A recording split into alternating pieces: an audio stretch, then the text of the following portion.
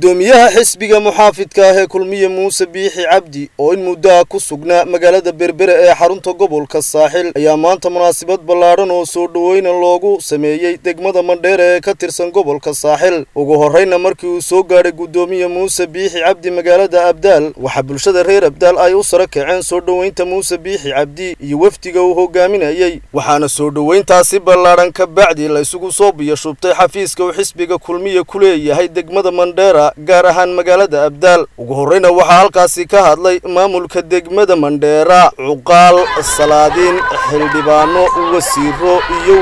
welibana haweenka ururada deegaankaasi kuwaasi oo dhammaantood hoosta ka xariiqay inay taageersan yihiin xisbiga muxaafidka ah ee kulmiye isla markaasina ay siinayaan codkooda ku soo dhawaad bulshada degmada Mandheera ku soo dhawaad gobolka Saaxil waxbadan waxay leeyihiin farxadda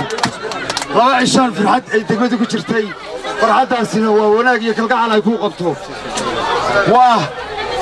taageerada ay ku hayaan ay ku muujinayaan inay kula diyaar yihiin codkooda hiiliyahoona ay kula garab taagan yihiin wax shuruuduna aanay kugu xidhaynin lagu haneeyey waa lagu garab taagan yahay allah kugu guulay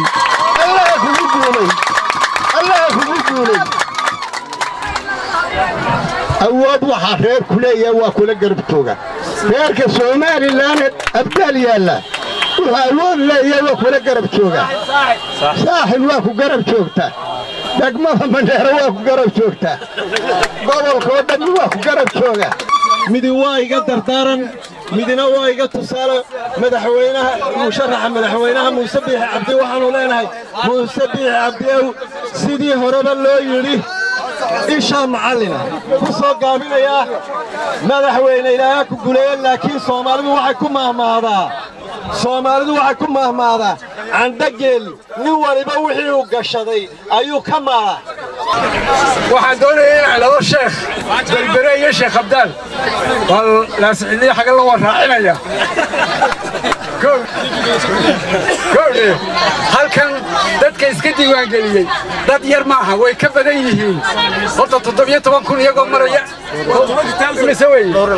dhowr iyo 20 ayaa iska diiwaan galiyay Muuse ma maqlaysaa dadka halkan ka hadlaya waxay ku sharxayaan dhowr iyo 20 ee cod sheebka sii gasho intaan halkan ka dhaqaaqay hore u baynu haan jirnay ilaa waynu sognahay waxa la idinka fadhiyaa codkii udubaynu siin jireen tiradiisa garanayno oo laban ayaa la idinka doonayaa maanta duruufaha jira waxa naga saakir waa Muuse nala doorta ayaanu leenahay waxaad la dhageysataa degmadan gobolka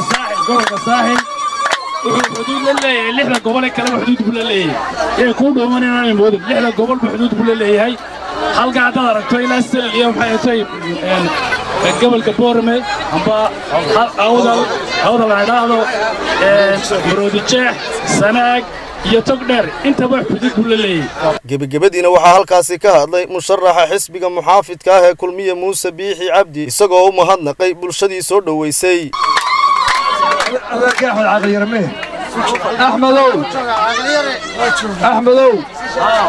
أحمد عقليرة شيفك وحا لغا ربا صلاة تغي أحمد عقليرة وحا لغا ربا سيدا أبدال إنو Somaliland oo dhanka dhigan laascaanood ilaa iyo baran ilaa iyo Boorame xilkaas inaad ku saaran yahay inaad sida Abdaal taad ka wada dhigto dhamaantood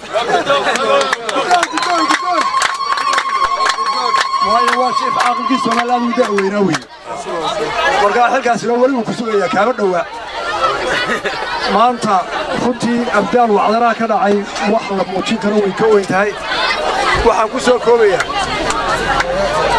ya maanta Abdaal markaan dee soo koro xarayo aad iyo aad baan mustariix